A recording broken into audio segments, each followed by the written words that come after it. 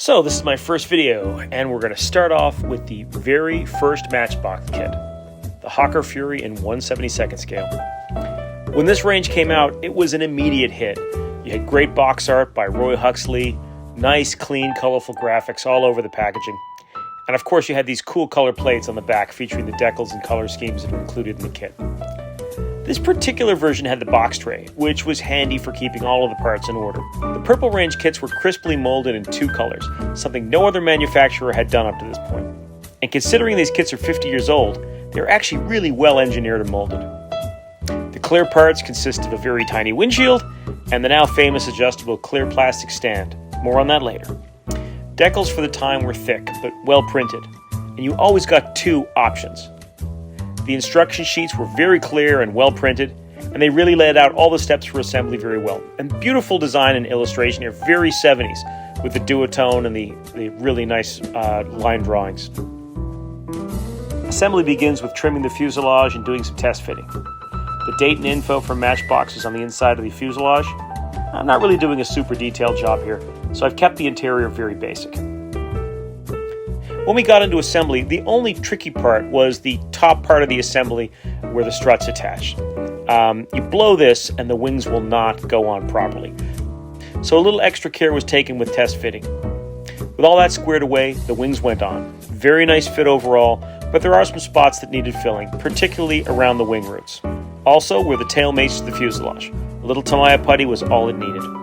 Using the fuselage struts, I was able to fit the outboard cabane struts without any problem. Sort of like a little jig that's built in. Not a lot of surface detail, but what is there looks right, and it is molded really well. The whole kit got a shot of fine Tamiya primer, which I rubbed down with some wet 1000 grit sandpaper for a nice, clean, smooth finish. For the nose, I broke out a bottle of old S&J aluminum polishing powder. I bought this many years ago at Keith's Hobbies in Toronto, which was a great store.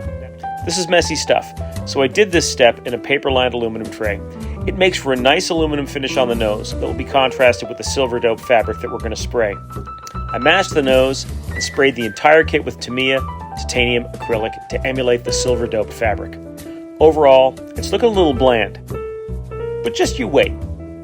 The kit decals were unusable, so I found this nice sheet from Print Scale. Lots of options here, but because I love silver wings, we went with markings for an RAF Advanced Training Squadron from 1936. I won't bore you with all the decaling. I just used some Solvacet here and there to settle things down. And I didn't need to put a gloss coat on this because we were decaling over metallic.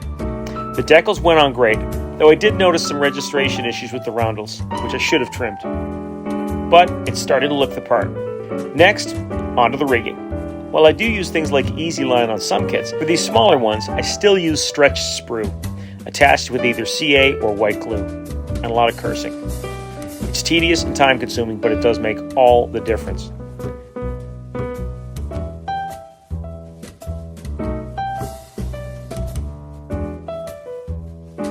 With the wheels and the prop added, it makes for a very nice model.